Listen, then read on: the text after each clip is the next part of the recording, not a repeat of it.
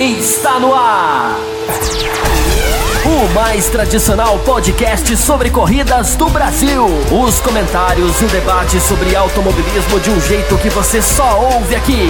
A partir de agora, Bárbara Franzin, Thiago Raposo, Diogo Gomes, Thiago Rosa e Fábio Campos apresentam Café com Velocidade. Café com Velocidade. A dose certa na análise do esporte a motor.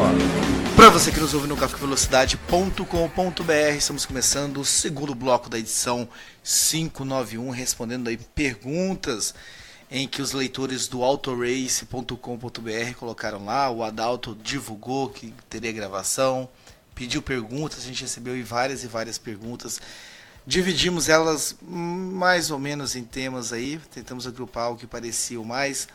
No primeiro bloco falamos bastante sobre 2018, começamos a falar de 2019 e fizemos uma pausa e voltamos agora com muitas perguntas de 2019, Adalto. Tem o William Soares, tem o Roger, tem o Herbert Vinícius, basicamente querendo saber um pouquinho mais sobre alterações aerodinâmicas, regulamento e o que vem de novo para 2019. Então, é uma incógnita o que vai acontecer, né? Essas mudanças, basicamente, eles fizeram para ajudar as ultrapassagens. Os carros poderiam seguir o outro mais de perto. Acontece que tem alguns chefes de equipe que estão bastante céticos quanto a isso. Então, é muito difícil a gente antecipar o que vai acontecer. Os carros vão mudar, vai mudar a tocada dos carros, os pilotos vão ter que mudar de novo a tocada deles. Agora, exatamente o que vai acontecer com cada carro é difícil saber, muito difícil, porque a característica, eles vão ter que mudar, os carros não vão simplesmente ser os mesmos carros com asas diferentes. E vai mudar inclusive bar de bordo e tudo, né? Aquela lateral. Vão ser carros bem novos mesmo.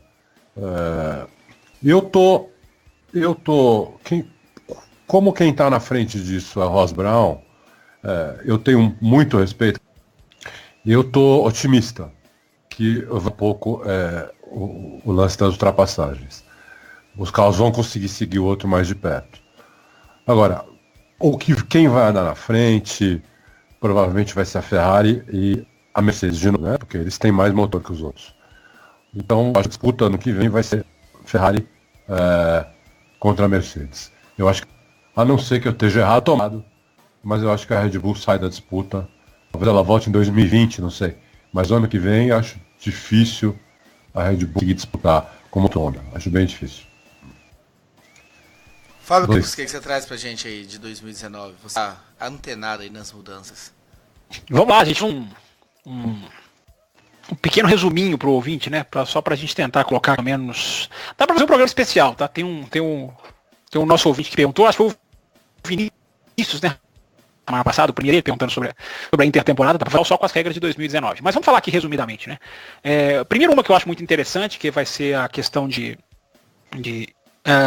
peso mínimo dos carros, né? Que falando em síntese, vai, como o Hülkenberg, que tem um peso maior, terão menos problemas, o carro terá, né, o seu mínimo alterado por isso.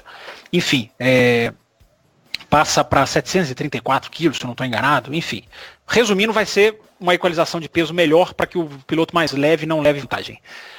Outro que a gente esbarrou lá no primeiro bloco, né, Raposo, aquela questão dos combustíveis que você estava falando, o piloto ter que poupar combustível, vai ser o uso vai ser permitido mais combustível no carro, vai ser permitido um uso maior do combustível, porque tem aquele negócio do medidor do fluxo, né, que você não pode usar tanto de uma vez. O Ocon foi punido em Austin, o Magnussen também foi punido em Austin, enfim, por causa disso, no Grande Prêmio dos Estados Unidos. Então vai haver uma liberação maior de uso de combustível, na esperança de que o piloto não precise poupar tanto. Não pode passar de 100 kg por hora. Sim. Então, na verdade era 105, agora passa para 110, enfim. Pra gente saber o quanto esses 5 quilos vão fazer de diferença, só nas corridas mesmo, né? Mas a gente espera que o efeito que surta seja o desejado.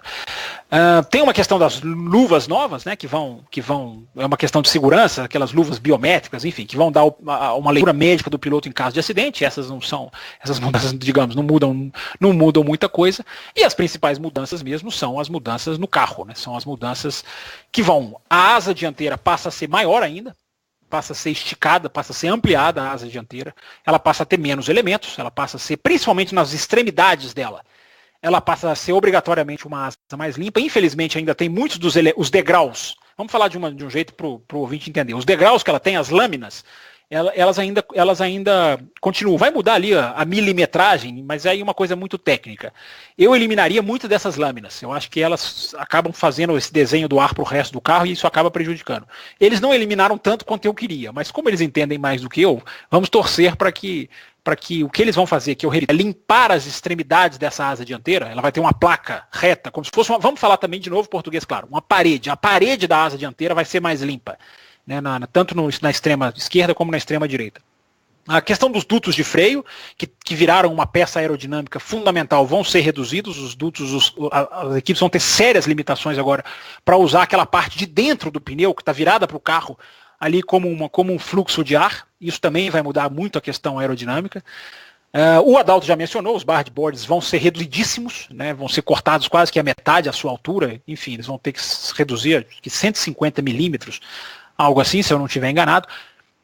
Aí a gente está passando da frente para trás do carro, né? A asa traseira vai mudar bastante, porque ela vai ser mais esticada para trás, ela vai ter um tamanho maior para trás e uma altura maior para cima também. Então a asa dianteira talvez visualmente vá até nos assustar um pouco, pelo que eu estou prevendo quando a gente vê o carro de 2019. Porque a gente está falando muito nas mudanças das asas dianteiras, e claro que elas são mais importantes, mas a asa traseira vai aumentar muito. Vai virar quase uma parede mesmo atrás do carro, para repetir uma expressão. Vai crescer, ela vai ficar bastante alta, na esperança de aumentar o VAR.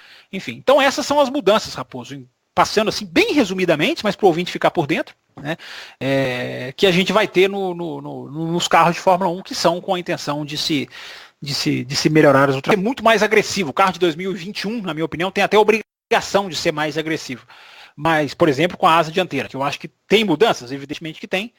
Tomara que surta efeito. A asa traseira hoje é o que mata a asa dianteira, porque mata hoje todo o resto do problema que o carro tem.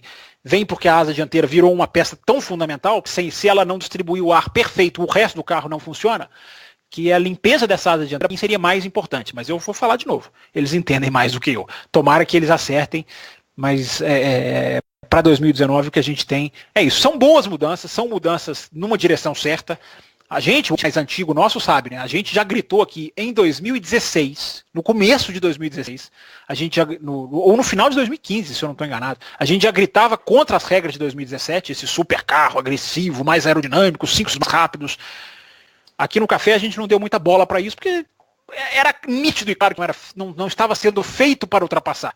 A Fórmula 1 sempre na sua gerência tão pouco inteligente em termos esportivos, mas muito inteligente em termos lucrativos, fez esse carro para ficar mais bonito. E agora a Fórmula 1, o que ela está fazendo? Está desfazendo esse carro. Então ela vai desfazer aquele conceito do carro, vai deixar o carro mais lento. Por quê? Porque isso só tem um nome, má gestão.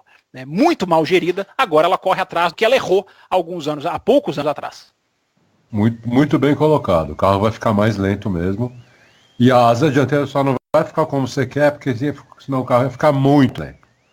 E aí eles iam colocar aquela orelha de burro. Todo mundo ia colocar a orelha de burro. Então eles não limparam totalmente a asa. Foi por isso. É que a mudança na asa dianteira até me deixa também esperançoso, porque eu peço ao ouvinte para reparar já nos testes de pré-temporada. O carro visto de frente, ela vai ficar como se fosse um palmo mais alto. Então ela vai ficar muito impressionante em termos visuais. Eu acho que essa asa traseira vai fazer o que já dá um efeito também que pode ser bom. Né? Eu acho, resumindo, são mudanças boas, são mudanças que vão ajudar um carro. Se elas vão resolver, aí é outra história. Mas que elas estão indo numa direção correta, é que me agrada.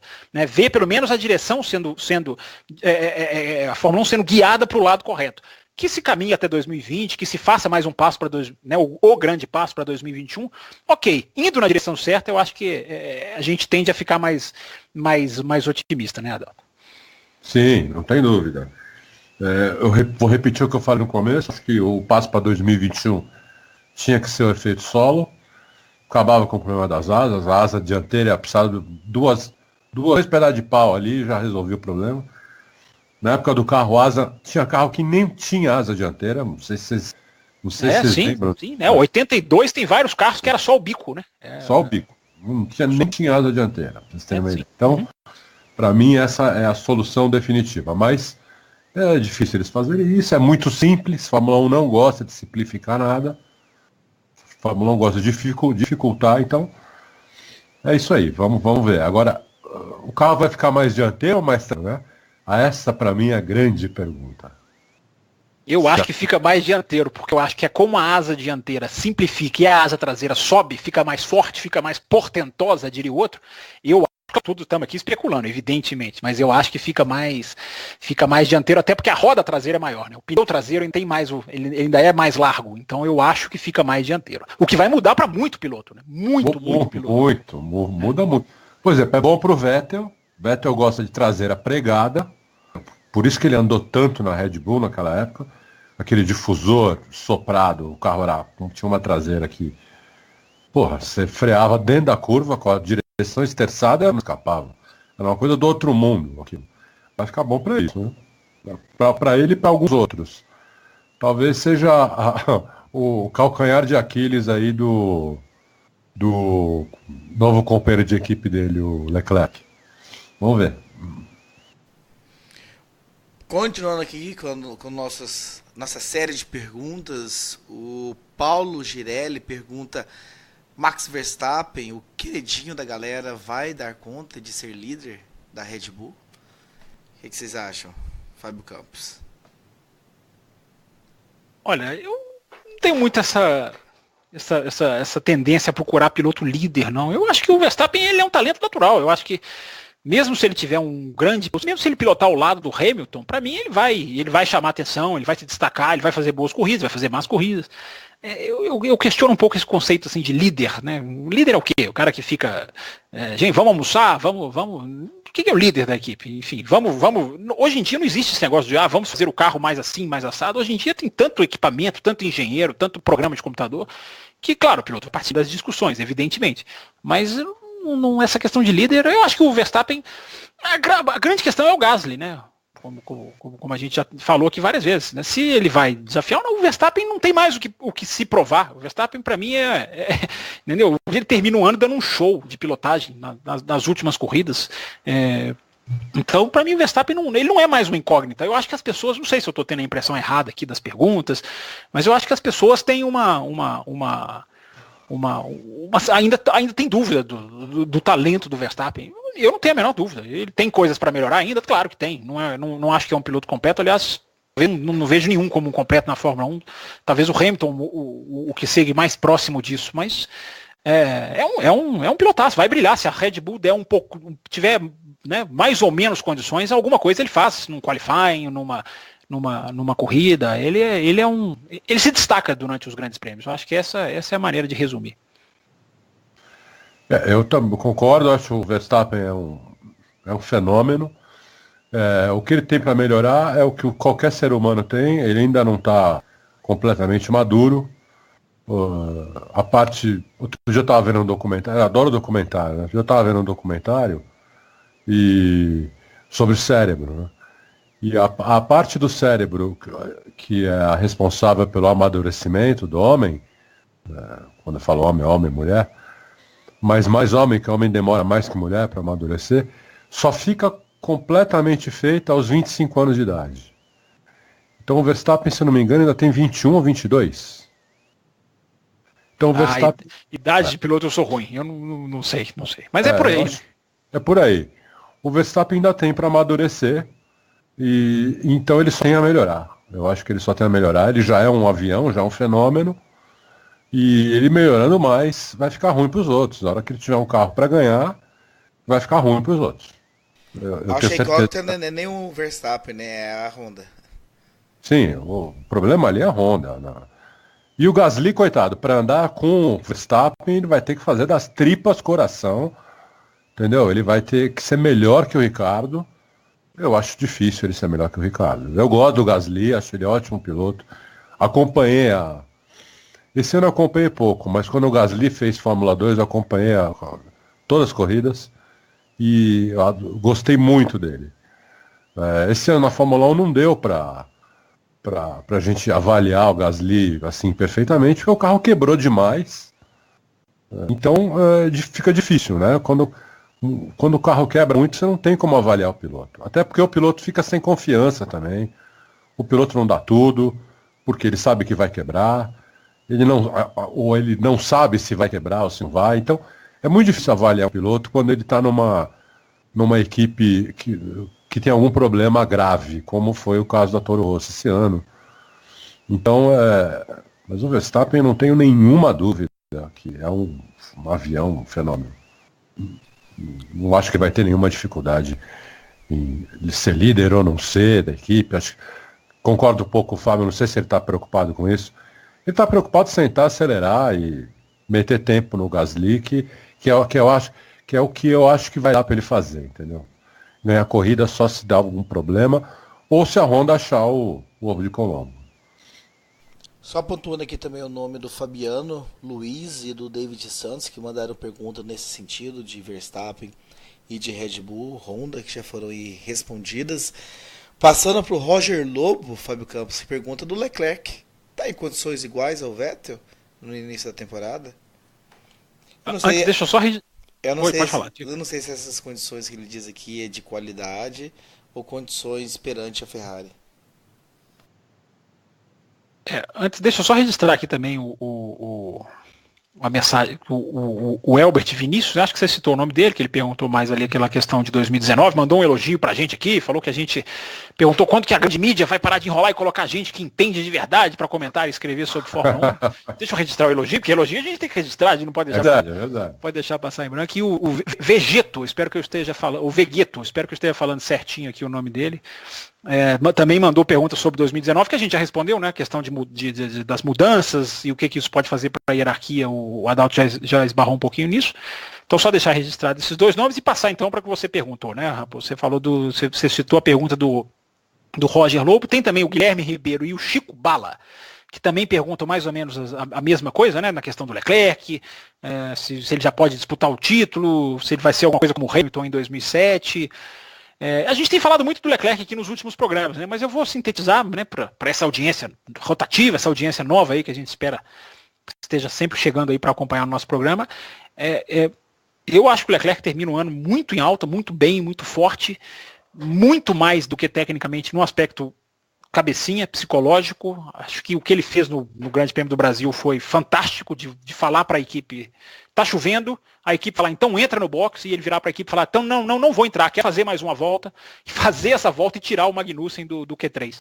Então aquilo aí para mim é muito interessante, de um piloto que discute, não é que ele afronta, não é que ele peita, ele discute. Isso é importante, né? Não é um Valtteri Bottas, é um piloto que manifesta a sua opinião. Isso para mim se ele chegar na Ferrari com esta cabeça, não estou dizendo fazer o que o Hamilton fez com o Alonso, embora o Hamilton não tenha tido nenhuma com o Alonso, como muita gente pensa que foi em 2007. Ou não precisa chegar ao extremo de Rosberg e Hamilton também na Mercedes, embora o Hamilton é quem chegou depois. Não estou dizendo de criar briga, confusão. Se ele fizer isso, acho que será curta a situação na Ferrari. Mas de se colocar como um piloto que está lá para brigar na parte de cima. Não um piloto, repito, como o finlandesinho da Mercedes, que senta para ser nada mais do que um capacho e cordeiro. Se ele conseguir colocar isso para a Ferrari, e ele, claro, evidentemente, mostrar velocidade, porque não adianta fazer como o Barrichello, se impor, querer brigar, mas não ter velocidade. Então ele precisa unir as duas coisas, se impor e ter velocidade. Eu acho que o se impor, para mim, é o que mais está agradando. Se ele vai ter velocidade ou não, pode ser um fracasso, pode ser um sucesso, pode colocar o Vettel no bolso, como o Ricardo colocou na Red Bull em 2014. Pode acontecer tudo isso, não vou cravar nenhuma possibilidade. Mas o elemento psicológico me agrada. O elemento cabeça que ele mostrou no final de 2017, no final não, o ano todo de 2018, porque ele começa errando muito. Vamos lembrar, ele comete um erro no Bahrein que ele fala, meu Deus, não acredito que eu cometi esse erro, ele fala no rádio.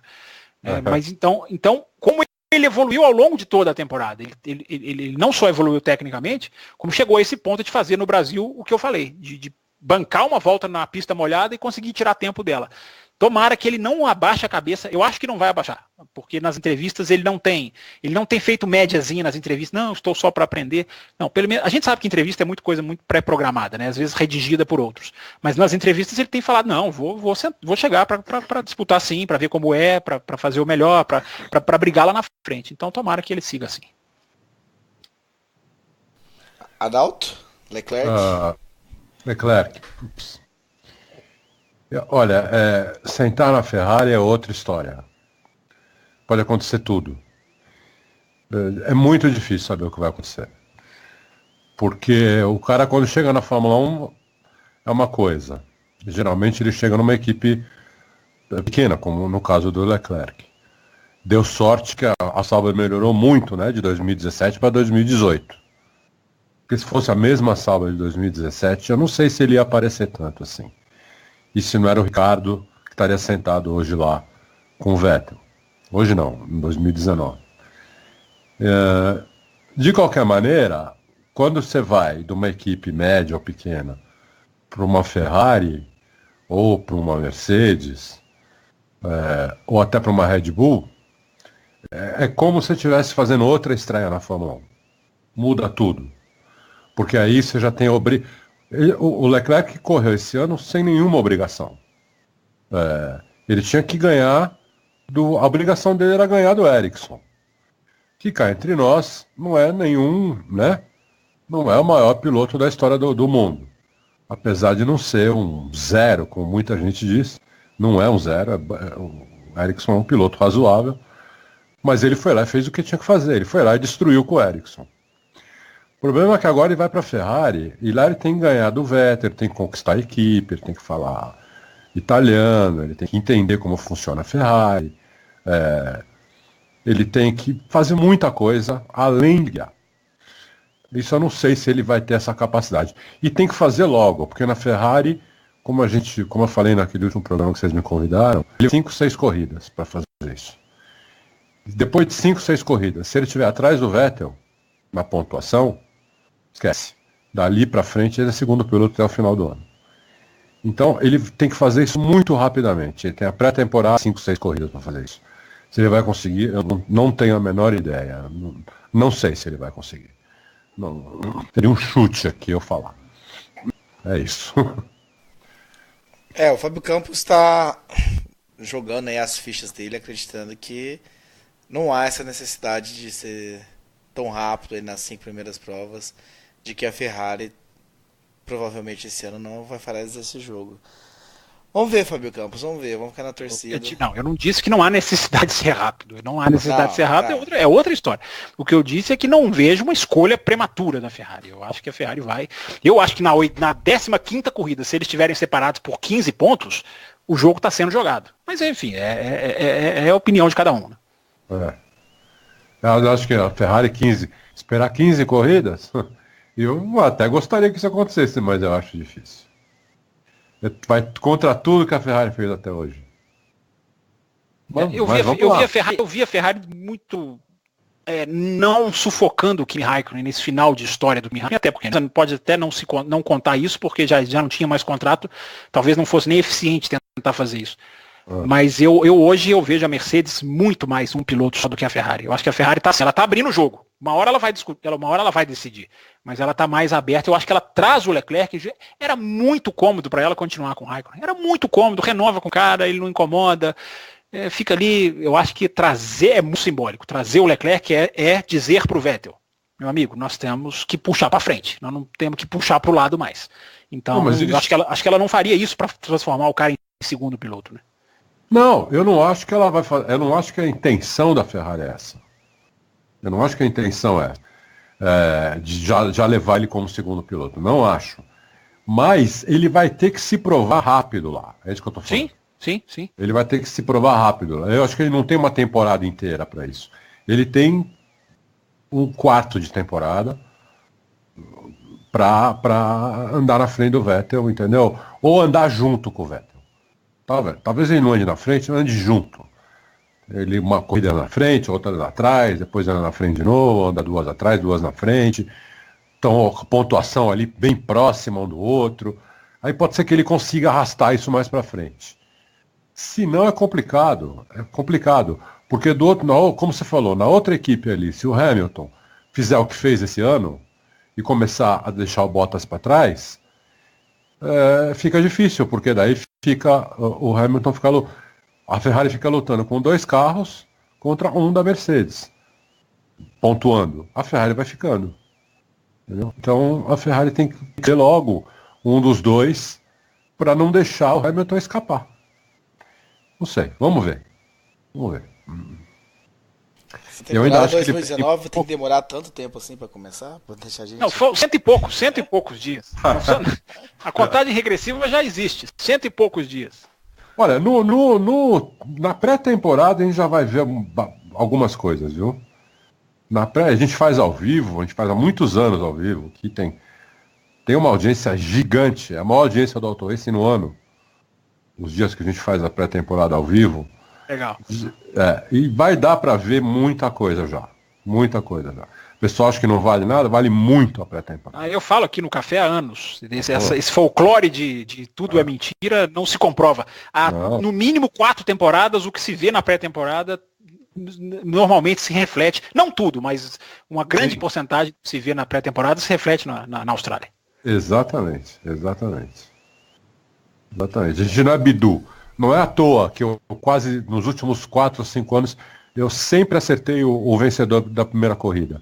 Né? Por quê? Porque é o que é a pré-temporada. É a pré-temporada. O problema é que você tem que prestar atenção na pré-temporada, porque na pré-temporada você tem volta rápida e você tem stints. Tem que prestar atenção no... Esse ano teve isso, né? Esse ano o Vettel destruiu nas 2 primeiras parciais num dia em Barcelona e levantou o pé na terceira, quando a sala de imprensa já estava toda preparando a manchete, já estava começando a digitar a manchete, ele levantou o pé. Eu me lembro que isso foi notícia na época. Então, essa leitura... Descaradamente. Exatamente. Nós colocamos isso no ao vivo. O Vettel está levantando o pé 50 metros antes da linha de chegada. Então isso tem que estar muito atento. É bom que o ouvinte já fique ligado no café e no Auto Racing, porque a leitura, ao contrário de muitos que vão pegar tabelas de tempo e dizer, olha, esse aqui é bom, esse aqui é o segundo bom, esse aqui é o terceiro bom, eu sugiro uma leitura mais profunda nessa pré-temporada. Exatamente. É que nem treino livre. Você pega o TL3 e depois pega a classificação, o treino de classificação, é muito parecido.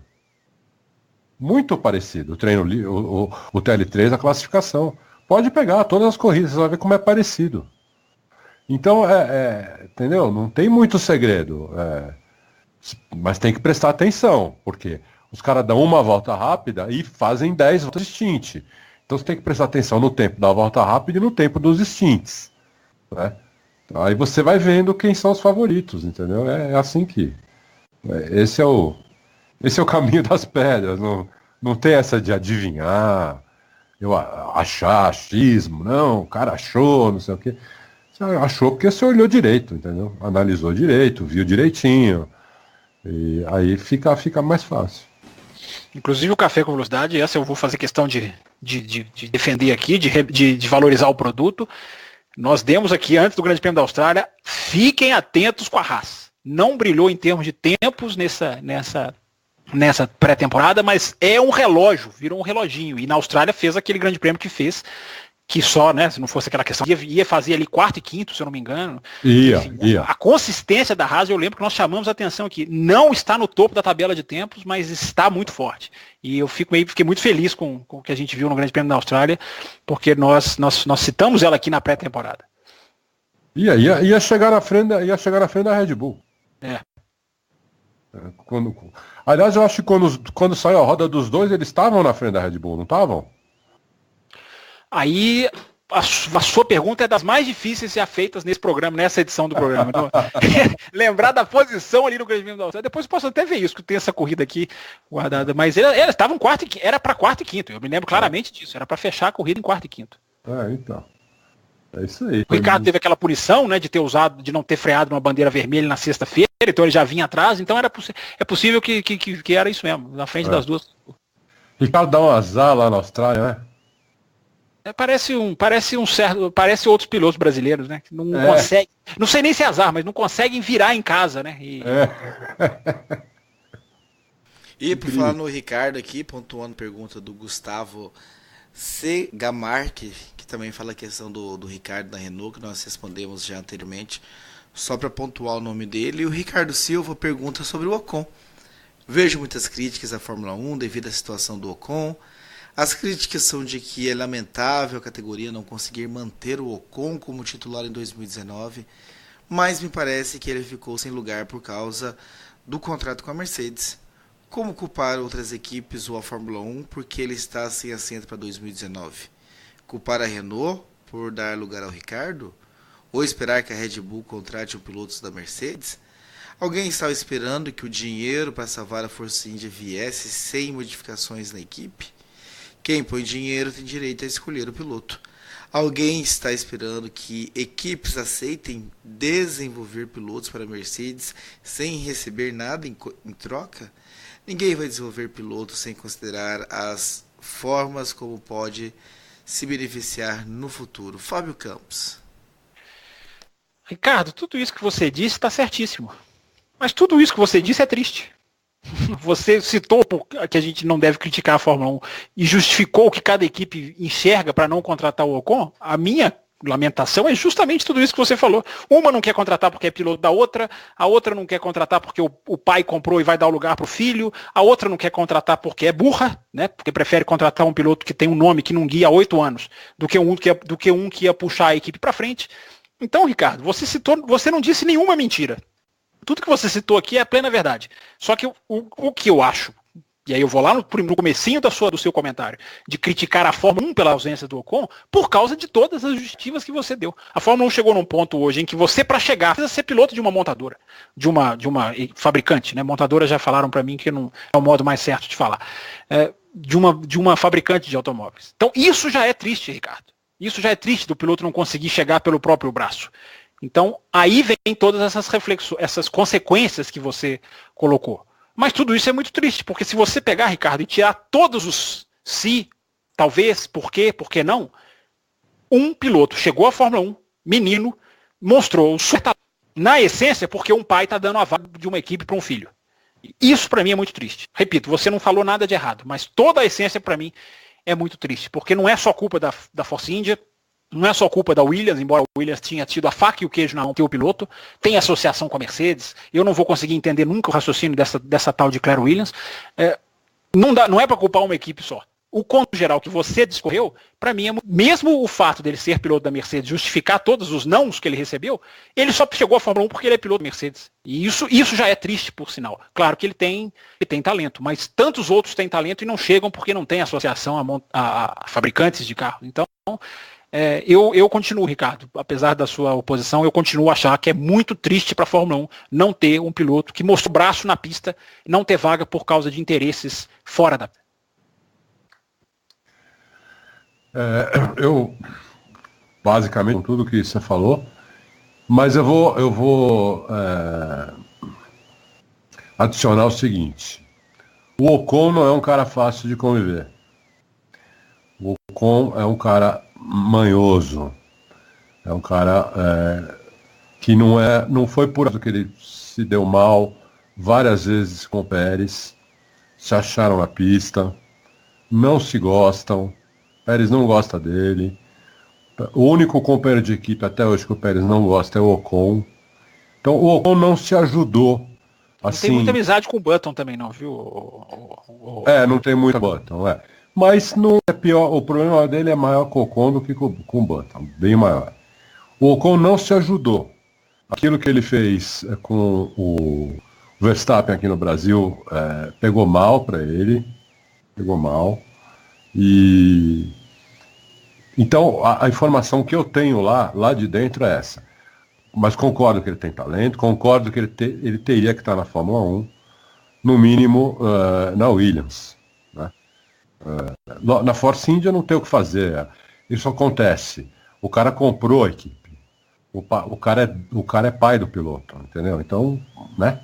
Ele vai tirar. Não sei, Adalto, não sei. É esporte profissional demais pra você dar vaga para filho. Se o cara comprou a equipe, ele quer lucro. Por que ele não tem a melhor dupla de pilotos?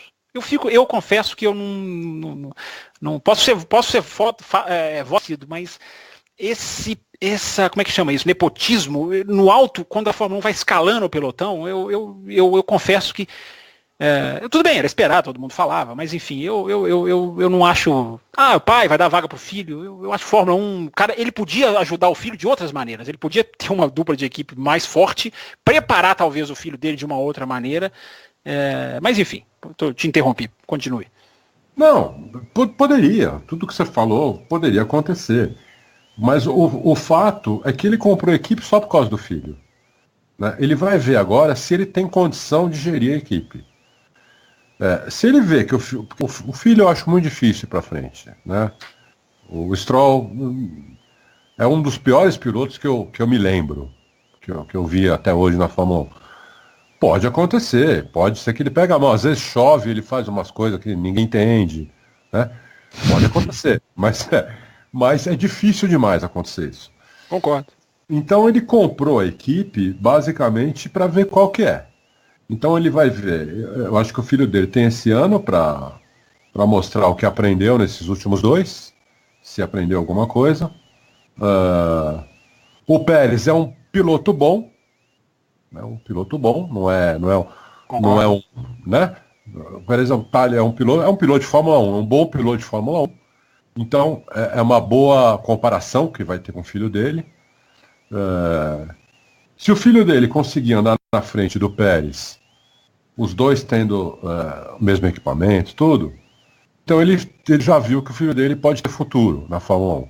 Se o filho dele andar atrás do Pérez, dificilmente o filho dele vai ter futuro na Fórmula 1. E aí ele vai ver se ele tem futuro com a equipe. Senão ele vai vender a equipe também. Né? Se ele conseguir gerir a equipe de uma maneira que ela dê algum lucro, ele até fica com a equipe, mesmo que o filho dele desista. Agora, porque ele é do ramo de roupa, né?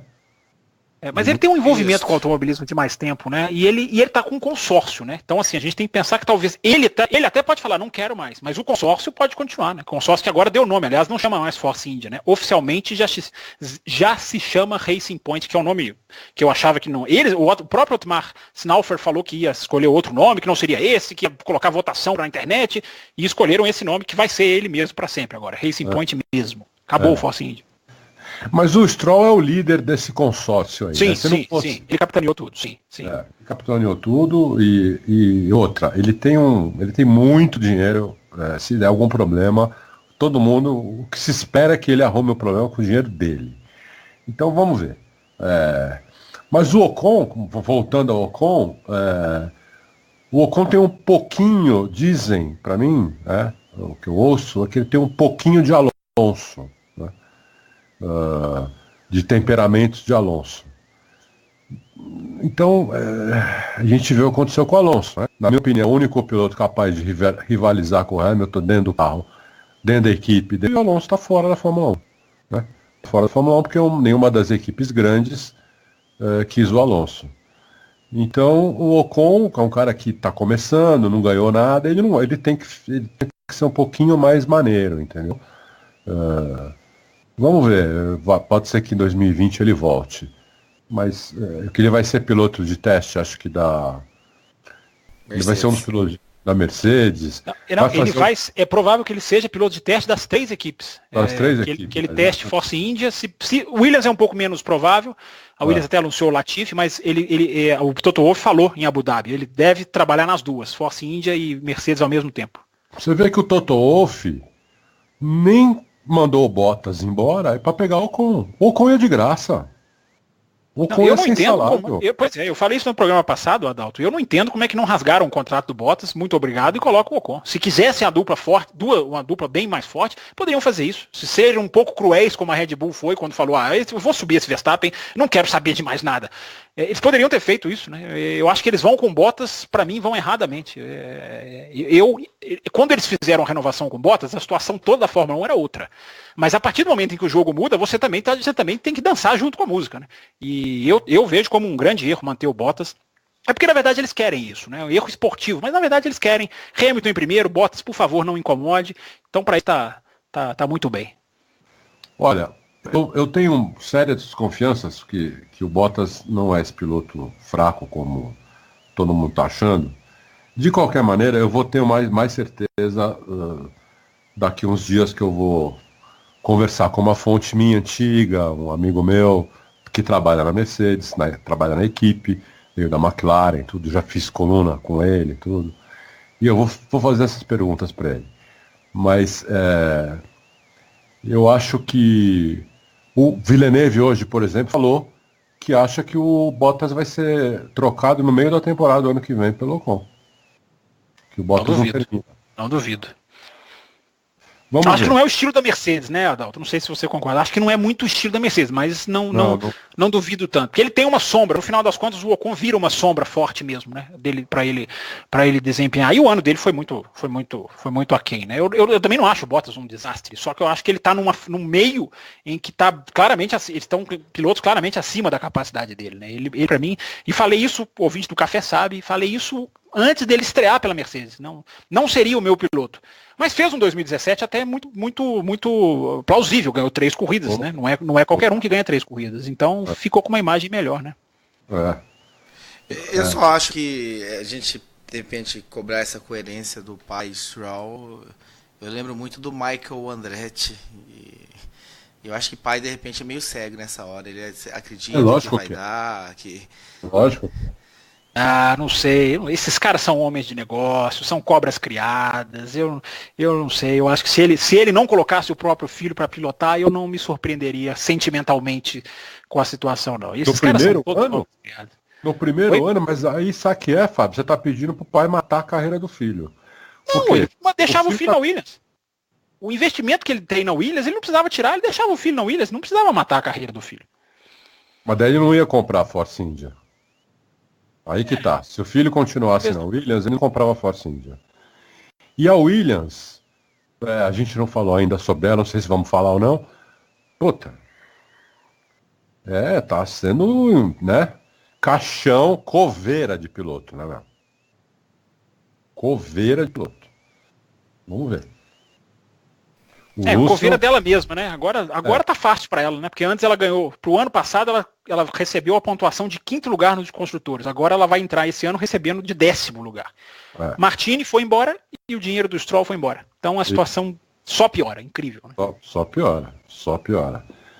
Não, e o corpo técnico muito fraco, né?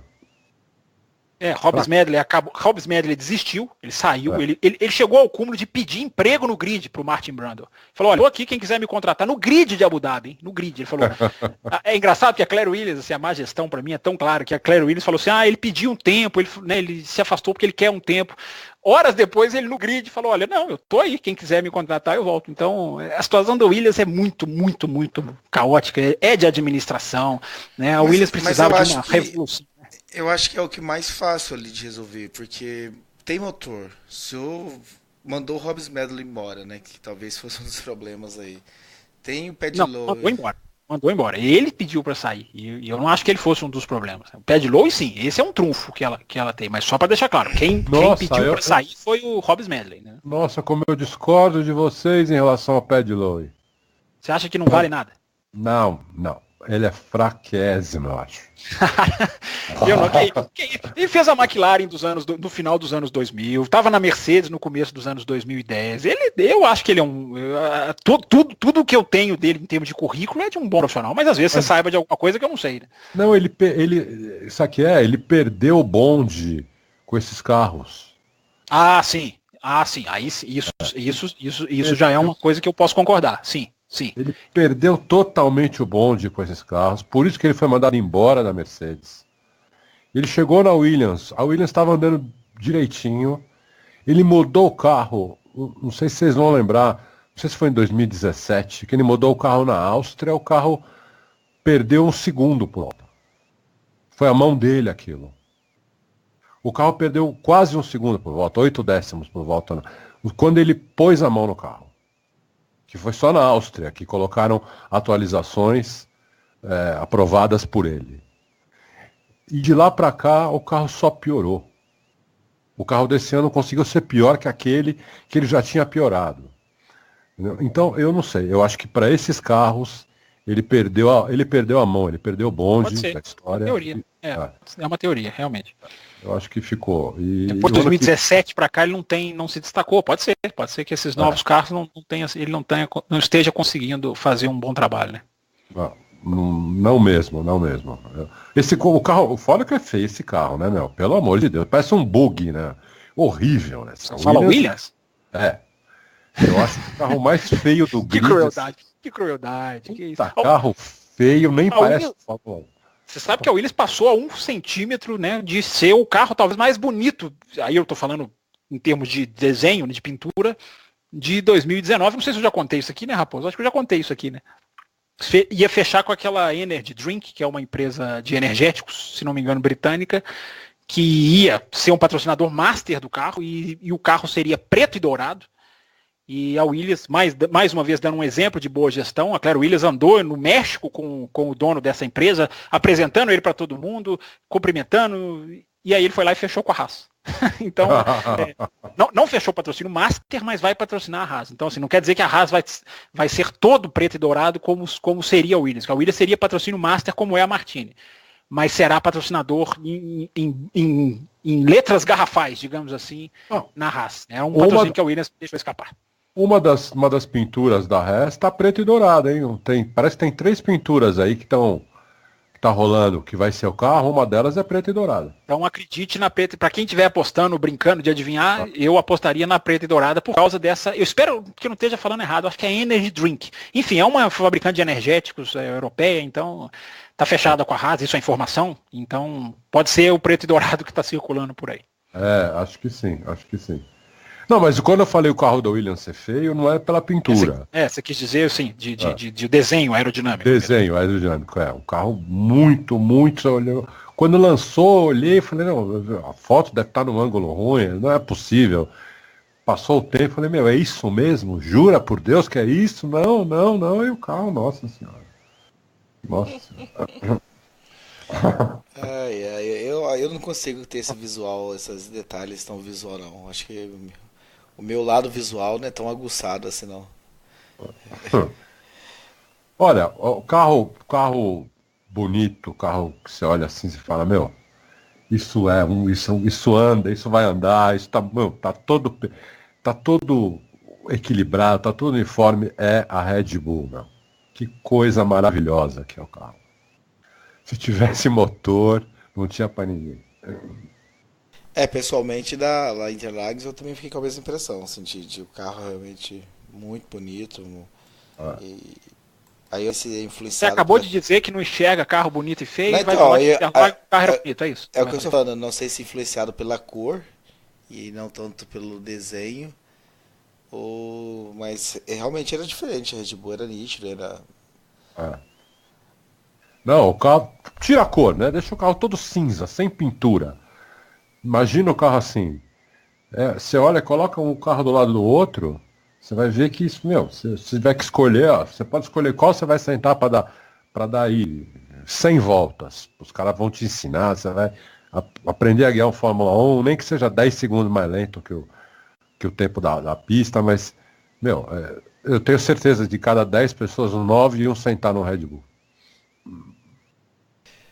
Dando sequência aqui no nosso arsenal de perguntas, o Michael Rosencheck manda a seguinte pergunta. Boa tarde, sabemos que teremos brasileiro como terceiro piloto. A chance real em 2020 de termos alguém na Fórmula 1 novamente? E aí, Adalto? Eu acho que a chance é pouca. Existe a chance, porque nós vamos ter 2 pilotos, né? Mas é pouca, eu acho pouca a chance. Porque eles vão... O Pietro tem muito pouca experiência, né?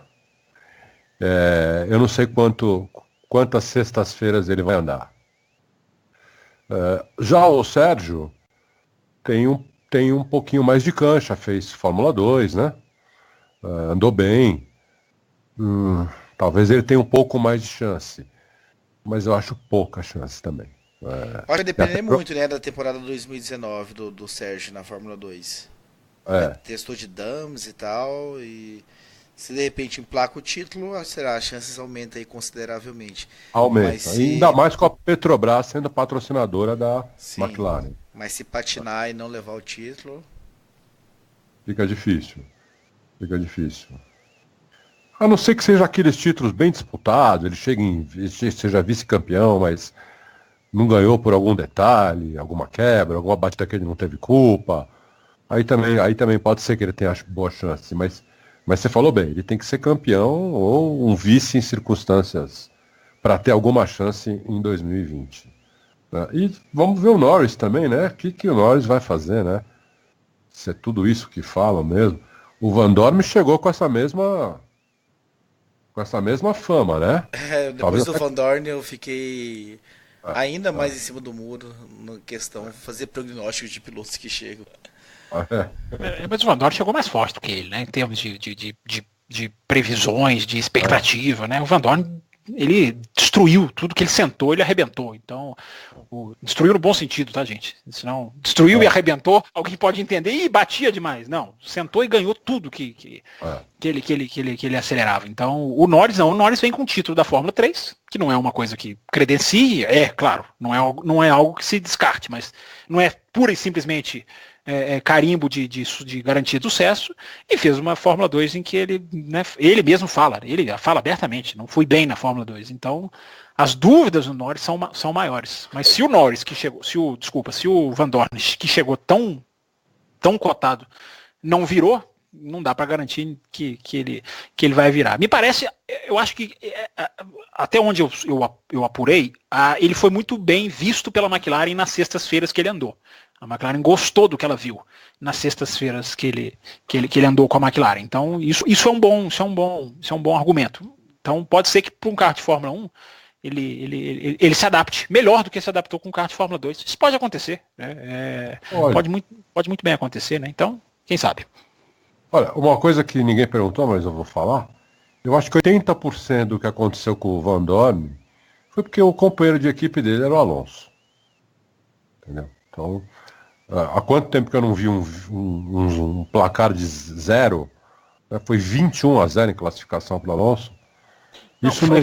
26 se você estender para 2017. Eu acho que dá 26-0 se você, as últimas 26 corridas. Se não fosse o Alonso, é evidente que ele não ia tomar de 0. Por exemplo, se fosse o Sainz, que vai ser ano que vem, né? Era capaz de o Van Dorn continuar na Fórmula 1, porque o Van Dorn não ia tomar do Sainz, entendeu? Ou talvez tomasse de, 14-7, 13-8, talvez empatasse, mas do Alonso ele tomou de 21-0, tchau. Coitado. Você vê que até a Mercedes falou em... Ele talvez seja piloto simulador da Mercedes. Vai ser o piloto da Mercedes na Fórmula E, né? Onde a Mercedes está investindo bem, não está entrando para brincar, né? E ele vai ser o piloto da Mercedes lá, né? Você vê que ele não é um piloto ruim. Mercedes não ia pegar um piloto ruim para fazer isso. Entendeu? É que o cara é companheiro do Alonso. É que nem muito que está acontecendo com o Bottas também. O cara é companheiro do Hamilton. É difícil. Que nem os caras que eram companheiro do Senna. É difícil demais ser companheiro de um monstro do lado, entendeu? O que aconteceu com o Ricardo, um super piloto, que vai para um carro agora que sem condição nenhuma, porque o companheiro de equipe dele é Verstappen. A gente tem que levar isso em consideração também. Então, vamos ver, o Norris, por exemplo, ele tem que, se ele não ganhar do Sainz, que o Sainz, na minha opinião, não sei qual de vocês, é um piloto mediano, se ele sabe, ficar andando como o Sainz, quer dizer que não vai virar, entendeu? Porque o Sainz, na minha opinião, não virou. Não sei o que vocês acham, mas não virou. O Sainz, pra mim, chegou na Fórmula 1 super mal cotado, correndo sempre com as melhores equipes por onde passou e não ganhava o título, até que veio da World Series e ele subiu. Aí ele me surpreendeu positivamente na Toro Rosso, junto com o Verstappen, até o vi fazendo boas corridas, mas nesse último ano dele, realmente, na Renault, não vi nada demais. Eu acho que realmente é passo atrás aí, daí pra ir embora da Fórmula 1. Talvez more aí a vaga do Sete Câmara aí, se for campeão. É isso mesmo. É onde eu ia chegar, boa. Porque agora ele desconecta da Red Bull, né? Se a Red Bull sempre o segurou na Fórmula 1, agora ele não tem mais essa conexão. Então, Se ele realmente pode ser, enfim, pode ser vítima disso. Mas o trabalho de bastidores do Alonso fala-se foi muito forte para colocá-lo lá. O Alonso teve uma contribuição, dizem as informações, que grande para colocá-lo lá. Vamos ver, é agora, né? Agora não tem mais chance, né? Acho que a Fórmula 1 foi muito paciente com ele até agora. E é a última chance. Agora é tudo ou nada, né? Se o Norris bater nele, como gente grande, acabou para ele. Aí é a chance do 7 câmera. Para fecharmos então este programa, Fábio Campos, Fórmula 1 2021, o Vinícius mandou o seguinte: após este tempo de Liberty Media, os novos ventos da Fórmula 1, junto dos velhos problemas, o que vocês acham que vai acontecer pós 2021? Vão conseguir aprovar um novo Pacto da Concórdia até lá? Há risco da Fórmula 1 sumir ou mudar muito na próxima década? Enfim, segundo as notícias boas e ruins que venho acompanhando sobre a categoria, bateu essa dúvida, ainda mais com a ascensão da Fórmula E e montadoras importantes como a Mercedes e a Renault tendo programas em ambas as categorias. E ao meu ver, a Fórmula E tem parecido estar mais barata e com melhores custos-benefício. Essa é a pergunta do Vinícius. E o Zé 100 aqui também mandou, né? Afinal, nunca mais teremos o velho e imprescindível ronco dos motores? Fábio Campos. Vou deixar do ronco dos motores pro Adalto. Eu acho que 2021 não é o ano mais importante da história recente da Fórmula 1, porque a Fórmula 1 vai definir se ela quer ser um campeonato esportivo ou se ela quer continuar sendo uma vitrine ou um laboratório tecnológico. Claro que ela vai ter sempre a tecnologia de ponta, né? Mas a prioridade de 2021 tem que ser muito clara. A Fórmula 1 ela quer um motor menos tecnológico para que as mais equipes existam, para que seja mais barato, para que mais equipes consigam entrar, para que mais equipes consigam se sustentar, para que o calendário possa ser absorvido, coisa que para mim não é hoje. A gente acha que a Fórmula 1 sustenta 21 corridas, porque ela faz 21 corridas.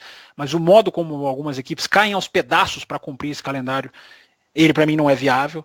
Então 2021, Vinícius, é o que vai bater esse martelo. 2021 é hora de... Depois a gente vai até, claro, certamente a gente vai fazer programas especiais sobre isso, porque tem muita coisa para ser decidida, tem muito desenho para ser aprovado de motor, de aerodinâmica, enfim, ainda está apenas no rascunho.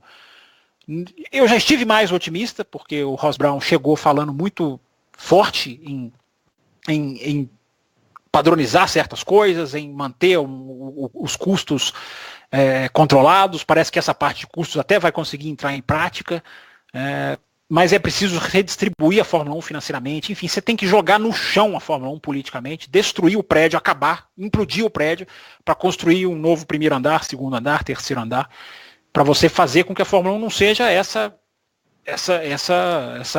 coisa que é hoje, em 2 anos teve um pódio da Force India e um pódio da Williams, em 2 anos. Então a Fórmula 1 ela precisa ter uma variação maior não vou dizer nem de vencedores, porque de vencedores está até boa, né? Tem 6, esse ano venceram 6 pilotos, 5, né? Só o Bottas que faltou.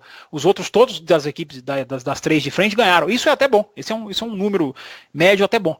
Mas os pódios não podem ser já definidos. Tem que ter aquela equipe que consegue o seu domingo correto, que consegue patrocínio por causa disso. Enfim, é muito grande, Vinícius, o tamanho da espiral que tem que ser redesenhada para que as coisas caminhem nos eixos. E 2021 é simplesmente a última chance, porque a partir dali você pergunta se ela pode sumir. Ela não vai sumir de uma hora para outra, é claro que não. Mas ela pode se apequenar cada vez mais e nisso ela tomar uma pancada mais forte lá na frente. Eu não acho que ela vai deixar de existir de uma hora para outra, não. Mas ela pode ficar cada vez menos relevante, menos importante, menos interessante. A audiência dela já cai desde 2010. Ano após ano, os números de audiência mundiais estão caindo. Então, se isso não é um alerta para eles, é porque eles não estão afim eles estão afim só de ganhar dinheiro, como o ex-administrador que está lá milionário em casa, vendo o circo pegar fogo. Está na hora de gente querer melhorar o esporte para valer, ao invés de só tirar dele, ao invés de colocar. Olha, isso que você está falando pode acontecer por causa da Liberty. O modelo americano de esporte e negócio é totalmente diferente da Fórmula 1. Né? Você pega a NBA, NFL, Até a Liga Americana de Futebol agora, futebol normal, né? Futebol com o pé, beisebol, todos eles têm orçamento, têm budget cap, tem teto de orçamento para contratar jogador, porque eles não querem nenhum. Distribuição de lucro, eles têm mais equalitária, né? Muito mais equalitária. Aliás, a distribuição que a associação faz, né, para os times, que são franquias, né, o dono nos Estados Unidos é assim, a NBA, quem manda na NBA são os donos dos times, são todos sócios da NBA, o conselho é formado pelo dono dos times, na NBA, na NFL, em todos os esportes americanos é assim. E eles fazem de uma maneira, por exemplo, não tem justiça comum, não tem justiça esportiva. Eles fazem tudo entre eles. O que eles acham certo fazer, eles fazem. A NASCAR também é assim. NASCAR também é assim.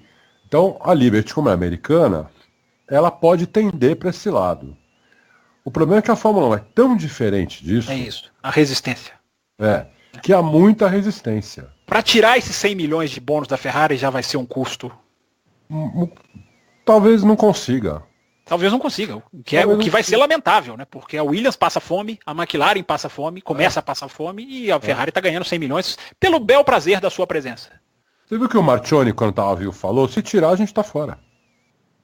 Ele falou isso. Eu não acho que sairia, mas que brigaria, né? Não chega a cravar se sairia ou não, né? Mas é um exemplo, né, da resistência. Tem que tomar cuidado com o dono da Red Bull, que ele tem 4 carros no grid. Exatamente. Entendeu? Então, ele tem muito poder de decisão. Então, é muito difícil você fazer a Fórmula 1 virar como a Liberty gostaria que fosse. É muito difícil. Por outro lado, dá para melhorar. Por exemplo, como você falou, né? A distribuição da grana pode ser muito melhor do que é. Pode ser muito melhor do que é. Você não tá errado a equipe ganhar 200 milhões de prêmio e outra ganha 10. Né? E na época do Bernie, a última não ganhava nada. Nem a logística, nem levar os carros para o país, nem isso o último colocado tinha. Olha o custo só disso, de você fazer 21 corridas no mundo, que seja 20, que sejam 15. Né? De levar o carro do Brasil para o Japão, para os Estados Unidos, para a Europa, para a Oceania, não sabe? Olha o custo disso. Né? Então, precisa melhorar a distribuição de lucro, eu acho que isso eles vão conseguir fazer. Talvez não como a gente gostaria, ou como as equipes pequenas gostariam, mas vão melhorar. Agora, a questão de motor, questão de fabricante, eles vão ter que decidir se a Fórmula 1 vai. Fabricante é assim, ou vai ter fabricante, ou não vai ter fabricante. Né? Se eles fizerem alguma coisa que a Ferrari, a Mercedes, a Honda e a Renault não aprovem, e elas resolvam sair de uma vez, a Fórmula 1 acaba. Hoje. A não ser que eles tenham um plano B para colocar a coisa no lugar.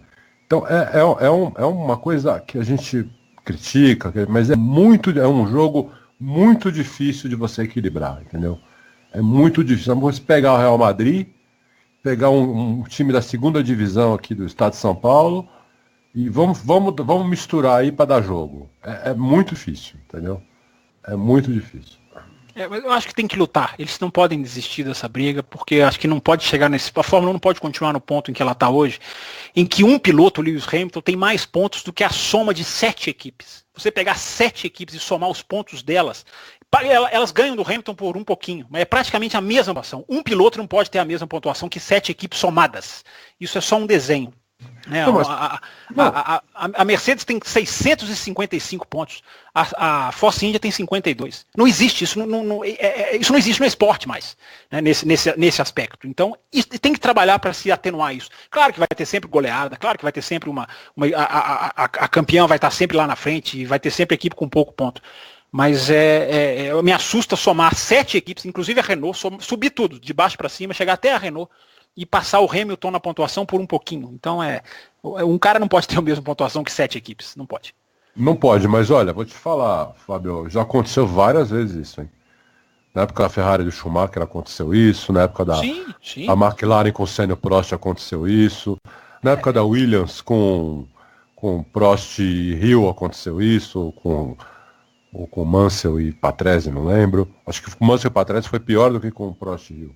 Com Prost e Hill o Senna ainda ganhou acho que 4, 5 corridas naquele ano. Então é difícil. É difícil, viu? É bem difícil chegar nesse equilíbrio, porque você fala com os caras lá dentro e os caras te respondem o seguinte: nós estamos aqui porque a expectativa é ganhar. Não tem outra. A expectativa não é participar. Nós estamos aqui para ganhar.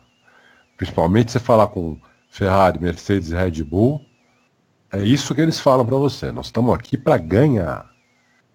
Nós entramos aqui para ganhar, não para participar.